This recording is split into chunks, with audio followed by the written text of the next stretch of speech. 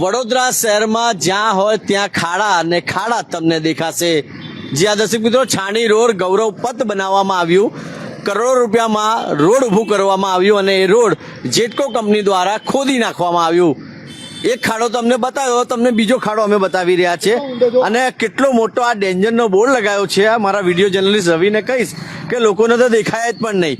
આ સામેથી કોઈ ગાડી આવતી હોય રાતે તો બેરિકેડ પણ નથી મૂકવામાં આવ્યું. માંજલપુરમાં એક તો ભોગ લેવાયો છે વિપુલ ઝાલાનો. હવે વડોદરા મહાનગર સેવા સદનમાં બેઠેલા અધિકારીઓ એટલા જાડી ચામડીના થઈ ગયા છે કે એમનું પેટનું પાણી હલતું નથી.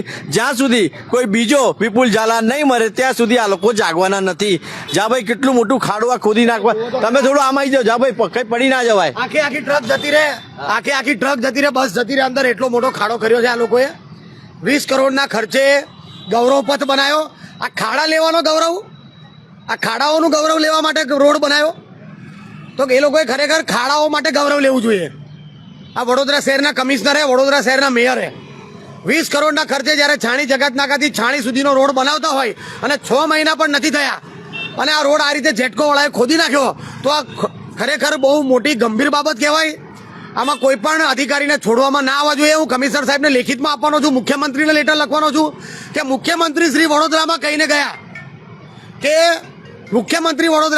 ગયા કે કોઈ પણ નવો બનેલો રોડ ખોદવો જોઈએ નહીં. આપણે ત્યાં આવી પ્રથા પડી ગઈ છે કે નવો રોડ બન્યા પછી એને ખોદી નાખવામાં આવે. નવો રોડ બન્યા પછી ગટર નાખે, વરસાદી ગટર નાખે, કેબલવાળા ખોદી નાખે. તો આ એનું ઉદાહરણ છે. આ લોખંડના બેરિકેડ બી નહીં માર્યા. સૌથી મોટી વાત તમે જુઓ કે માંજલપુરમાં વિપુલસિંહ ઝાલા નામના નિર્દોષ યુવાનનું જ્યારે મૃત્યુ થતું હોય, કોર્પોરેશનના અધિકારીઓના પાપે, કોન્ટ્રાક્ટરના પાપે, સત્તાધીશોના પાપે, એ જ પરિસ્થિતિ અહીં થાય એવી છે. કોઈ પણ જાતનું બેરિકેડિંગ મૂક્યું નથી.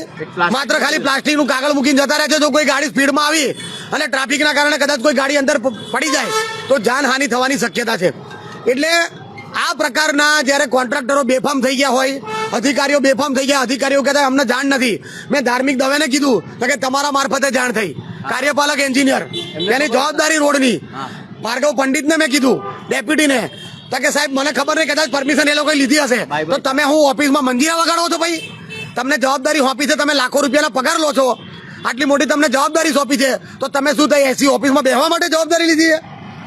તો આ પ્રકારે અધિકારીઓ જ્યારે બેફામ થઈ જતા હોય, કોન્ટ્રાક્ટરોને સાથે ભ્રષ્ટાચાર કરવા માટે આ પ્રકારના ખાડાને ખોદી અને લોકોના ટેક્સના રૂપિયાને જ્યારે નુકસાન કરતા હોય, ટેક્સના રૂપિયાનો વ્યય કરતા હોય, વ્યર્થ થતો હોય, ત્યારે આ પ્રકારે બિલકુલ ચલાવી લેવામાં આવે નહીં. તમે કયા અધિકારી સાથે વાત કરી અને અધિકારીએ શું કીધું તમને કે એમને ખબર જ નથી? એને મને એવું કીધું કે તમારા મારફતે જાણ થઈ. તો કાર્યપાલક એન્જિનિયરની જવાબદારી નથી? એને પૂછે, એને રોડ આ 40 મીટરનો રોડ, આ મોટો રોડ ખોદતા પહેલા કાર્યપાલક એન્જિનિયર જાણ નહીં કરતા હોય? એટલે મને એ સમજણ નથી પડતી કે ભાઈ તો તમે એન્જિનિયરો જવાબદારી શેની માટે લો છો? તમે આ કામ નથી કરી શકતા, કાં તો પછી એન્જિનિયરોની મિલીભગત છે. ખોદો તમે તમારે, અમે બેઠા છીએ. રામ રાજ્ય પ્રજા સુધી એ જ થઈ ગયું. લગાવો તો જરા ફોન સાહેબ. આ ધાર્મિક દવે જે એચઓડી છે, ડિપાર્ટમેન્ટ હેડ છે, એમ.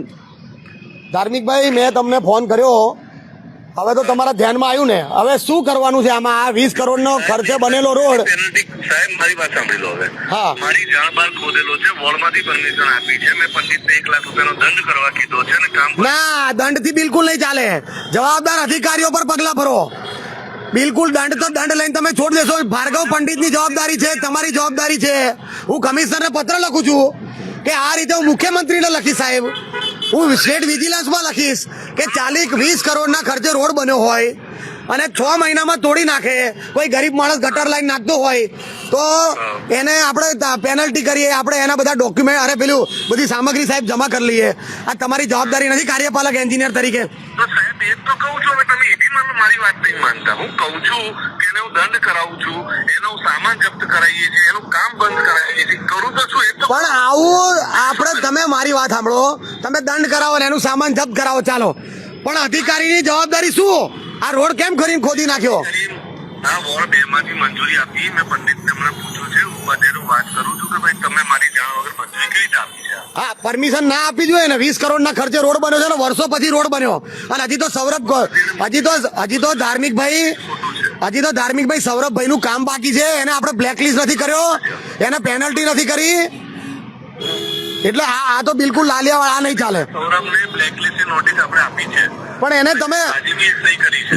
એટલે હજી એને કામ પૂરું નથી કર્યું, લાખોનું કરોડોનું ચુકવણું થઈ ગયું આપણે, અને આ રીતે જેટકો વાળાએ ખોદી નાખ્યું. તો એન્જિનિયરો શું જોવે છે આપણા?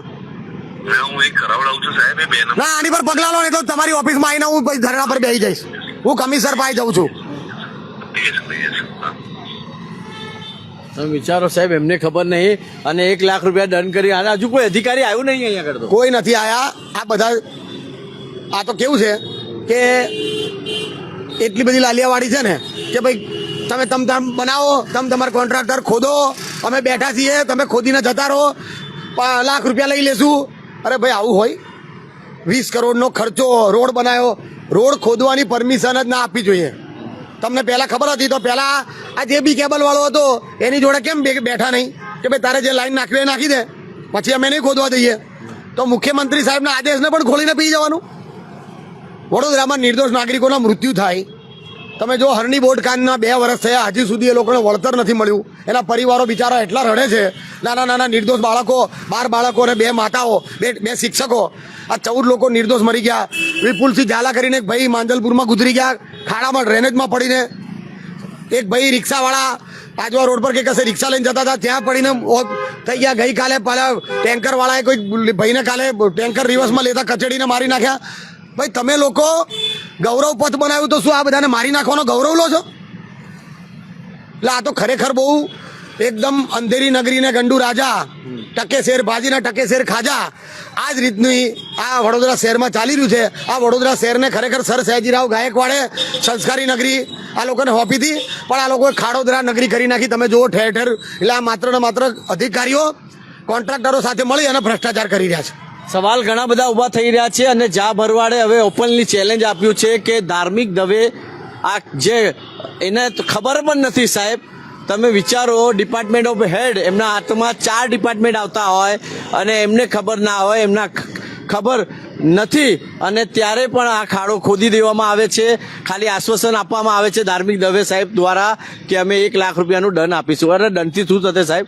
કરોડો રૂપિયાનું રોડ બનાવવામાં આવ્યું.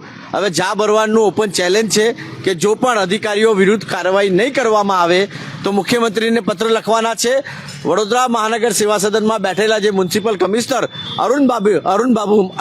અરુણ મહેશ બાબુને પણ મળવાના છે, અને જો આ કાર્યવાહી નહીં થાય તો આ ધાર્મિક દવેની કેબિનની બહાર પણ ધરના પર બેસી જશે. આ જા ભરવાડ વોર્ડ નંબર 1ના નગરસેવક છે, પોતાના હક માટે નહીં, જનતાના હક માટે આ લડાઈ લડી રહ્યા છે. માંજલપુરમાં જે નિર્દોષ વિપુલ ઝાલાની મોત થઈ એના માટે પણ લડાઈ જા ભરવાડે લડી છે. અને સ્થાનિક કોઈ પણ પ્રશ્ન હોય, 1 નંબરનું વોર્ડનું જ્યારે પણ કોઈ પ્રશ્ન હોય ત્યારે જા ભરવાડ હંમેશા જનતા સાથે. પંડિતનો ફોન આવે છે. હા, ભાર્ગવભાઈ. સાહેબ હવે સાંભળો મારી વાત. હા, છે ને વોર્ડ 2 માંથી આ લોકોને પરમિશન આપેલી છે ફિટ કરવાની. પણ વોર્ડ 2 માંથી પરમિશન આપતા પહેલા એ લોકોને ખબર નથી કે ભાઈ આ ગૌરવ પથ હજી હમણાં જ બનાવ્યો છે 20 કરોડના ખર્ચે? ખબર જ હોય ને. ખબર હોય તો કેવી રીતે પરમિશન આપીને આપણે રોડ પ્રોજેક્ટ વાળાએ શું જોયું? આપણે ના પાડવી જોઈએ ને કે ભાઈ આ રોડ ના ખોદાય.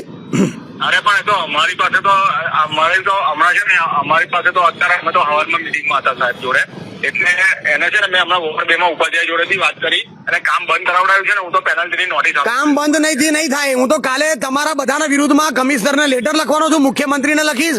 મુખ્યમંત્રી વડોદરામાં આવીને એવું બોલીને ગયા ભાર્ગવભાઈ કે આપણે ત્યાં એવો ટ્રેન્ડ પડી ગયો છે કે રોડ બનાવ્યા પછી આપણે એને ખોદી નાખીએ છીએ, અને એવું કીધું ભાઈ રોડ બનાવ્યા પછી ખોદવાના નહીં, નવા રોડ. આપણે કોઈ ગરીબ માણસ જ્યારે રસ્તામાં ડ્રેનેજ નાખતો હોય ને તો એનું વગર પરમિશને બિચારો તો એને ચેમ્બર એનું બધું સાધન બધું ઉઠાઈ જઈએ છે. તો આ કોન્ટ્રાક્ટરો જેટકો વાળો હોય કે ગમે તે હોય, કોર્પોરેશનના રોડ પ્રોજેક્ટના અધિકારીઓને ખબર નથી કે આ રીતે એને પરમિશન ના આપવી જોઈએ? હમણાં વચ્ચે બી ત્યાં પાણીની લાઈન તોડી નાખી. અમે આપી જ નહીં પરમિશન. ના, પણ રોડના અધિકારીઓ કઈ ગયા હતા? એ લોકોને કેમ આપણને વિશ્વાસમાં ના લીધા? તમને લોકોને આટલા બધા બેફામ થઈ ગયા છે આ લોકો. હું તો પેનલ્ટી કરું છું અમારે. એટલે આ તો કઈ નહીં. જે અને બીજું હું મુખ્યમંત્રીને અને કમિશનરને બી કહું છું કે રોડ પ્રોજેક્ટના અધિકારીઓને પણ આમાં સસ્પેન્ડ કરો. 20 કરોડનો રોડ બનાવ્યો અને 6 મહિનામાં ખોદી નાખ્યો, એટલે તમે સમજો હું તમારા મનમાં. તમારી જવાબદારી છે ભાર્ગવભાઈ, તમારી જવાબદારી. તમે ડેપ્યુટી એન્જિનિયર છો ને, પ્રોજેક્ટનો રોડ છે આ. આ ઇન્ટરનલ રોડ નથી, નાનો રોડ નથી, 40 મીટરનો રોડ છે. એટલે પણ અમે પરમિશન નથી આપી, પણ અમે છે ને પરમિશન આપતા પહેલા તમને કેમ ના પૂછ્યું એ લોકોએ? હા, જે એન્જિનિયરે પરમિશન આપી એને બી સસ્પેન્ડ કરાવો, એની બદલી કરાવો, સસ્પેન્ડ કરાવો, એની પાસેથી બી પૈસા વસૂલો. કેટલું લાલિયાવાડી સાહેબ, ચા ભાઈ, કેટલી લાલિયાવાડી ખરેખર. આ તંત્ર કેવી રીતે ચાલી રહ્યું છે? આ એન્જિનિયરો ખરેખર વડોદરા શહેરને નુકસાન જ કરી રહ્યા છે. કમિશનર સાહેબ કહે તો કમિશનર સાહેબનું પણ નથી માનતા. કમિશનર સાહેબ પણ સત્તાધીશો જેવું કે એવું કરે અને કદાચ કોઈ અધિકારીને બોલાવીને બદલી કરી નાખે. પણ એકાદ એવો દાખલો બેહાડવો જોઈએ ફિટ કરી દે કે આ લોકો જિંદગીમાં કોઈ બીજો અધિકારી આવી ડેરિંગ ના કરે. એવું કે મને ખબર જ નથી. આ રોડ એમના અંડરમાં છે. બોલો, એક છેલ્લી વાત મેં બિલ એમણે મંજૂર કર્યા હશે, હા સુપરવિઝન એમણે કર્યું હશે, હા. સૌરભ બિલ્ડરના બિલ કોણે આલ્યા? એમણે જ આલ્યા હશે. હા. જે કરોડો રૂપિયાના બિલ બનાવ્યા હોય, જે રોડ પ્રોજેક્ટ જ બનાવ્યા હોય ને, એમની પાસેથી જ ગયા હોય.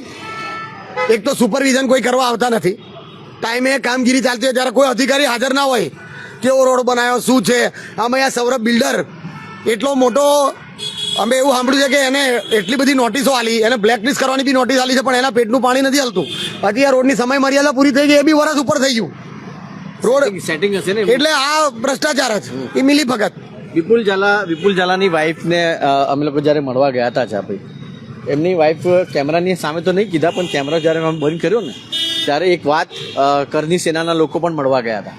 એમને એક વાત એવી કરી કે કોન્ટ્રાક્ટર પર કાર્યવાહી કરવામાં આવી, નાના અધિકારીઓ પર, પણ જે ડિપાર્ટમેન્ટ ઓફ હેડ છે ધાર્મિક દવે, એના પર એફઆઈઆર કેમ ના કરવામાં આવે? આ તો શું છે કે જો અહીંયા બી એ જ પરિસ્થિતિ છે, કોઈ મરી જશે તો એક તો મોટો જબરો ખાડો, આ તો જો કૂવો છે, ખાડો નહીં, કૂવો બનાવી દીધો. જો આ મરી જાય. હા, માણસ મરી જ જાય, આમાં પડે એટલે મરી જ જાય માણસ. તો ધાર્મિકભાઈની જવાબદારી જ છે આ. ધાર્મિકભાઈ એવું કહેતા કે મને ખબર નથી, તો ભાઈ તમે આટલા બધા ચાર્જ ના લેશો તો ના પડતો, ભાઈ મને આટલો ચાર્જ ના આપો, મારથી પહોંચી નથી વળાતું. કાં તો જવાબદારી તમે તમારી પોતાની જવાબદારી નક્કી કરો કે ભાઈ મારી જવાબદારી છે આ. એટલે એમની જ જવાબદારી છે. એમની જ જવાબદારી છે અને એ જવાબદારી ધાર્મિક દવે નભથી નિભાવી રહ્યા અને નિર્દોષ લોકો વડોદરામાં મરી રહ્યા છે. અમે આશા રાખીએ કે વડોદરા મહાનગર સેવા સદનના જે કમિશનર છે અરુણ મહેશ બાબુ દ્વારા કાર્યવાહી કરવામાં આવે ને આ ધાર્મિક દવે જેવા અધિકારીઓ જે એસી કેબિનમાં બેસીને પોતાનું ઓર્ડર ચલાવે છે એમને એટલું પણ ખ્યાલ નથી. દર્શક મિત્રો, એક ચોંકાવનાર ખુલાસો જા બરવાડે કર્યો છે કે એમને તો ખબર જ નથી કે આ રોડ ખોદી નાખ્યો છે અને એમાં આટલો મોટો ખાડો કરી દેવામાં આવ્યો છે. સવાલ એ છે કે આ જાડી ચામડીના અધિકારીઓનું પેટનું પાણી હલાવવું પડશે. વડોદરાની જે જનતા છે એમાં જ્યારથી વિપુલ ઝાલાની મોત થઈ છે, માંજલપુરની જે ઘટના થઈ છે, ત્યારબાદથી જ એટલો બધો રોષ છે અને એ રોષના કારણે જ હવે લોકો રોડ પર આવવું પડશે. સાહેબ, આ નેતાઓ અને અધિકારીઓ આપણા વડોદરાની હાલત બગાડી નાખી છે. અને આ તમે વિચારો, વડોદરા શહેરના 5 ધારાસભ્ય જેમની કોઈ વાત અધિકારી ના માનતા હોય, મુખ્યમંત્રીને લેટર લખે કે સાહેબ આ કામ નથી કરતા અધિકારીઓ, તો શાના માટે અધિકારીઓને બચાવવામાં આવી રહ્યો છે? કેમ ધાર્મિક દવેને સસ્પેન્ડ નથી કરવામાં આવતું? કેમ ધાર્મિક દવેની ઉપર એફઆઈઆર નથી કરવામાં આવતી? વિપુલ ઝાલાના પરિવાર અત્યારે ન્યાય માટે કહી રહ્યો છે કે ધાર્મિક દવે પણ એફઆઈઆર દાખલ થવી જ જોઈએ. કેમ નથી કરવામાં આવતી? આ કોનો લાડલો છે? કયા ભારતીય જનતા પાર્ટીના નેતા એમને બચાવી રહ્યા છે? ઘણા બધા સવાલ જા બરવાડે ઉભા કર્યા છે, વિપુલ ઝાલાના પરિવારે ઉભા કર્યા છે. હું આશા રાખું અરુણ મહેશ બાબુ જે રીતે કડક કાર્યવાહી કરે છે તો આવા અધિકારીઓ સામે પણ કડકની કડક કાર્યવાહી થશે. ત્યારે જ આવા ખાડામાં લોકો પડીને જે મરી જઈ રહ્યા છે એ કદાચ થોડું બચી શકશે. વિડીયો જર્નલિસ્ટ રવિ સિંધા સાથે હું કૌશલ, સ્પાર્ક ટુડે ન્યૂઝ માટે.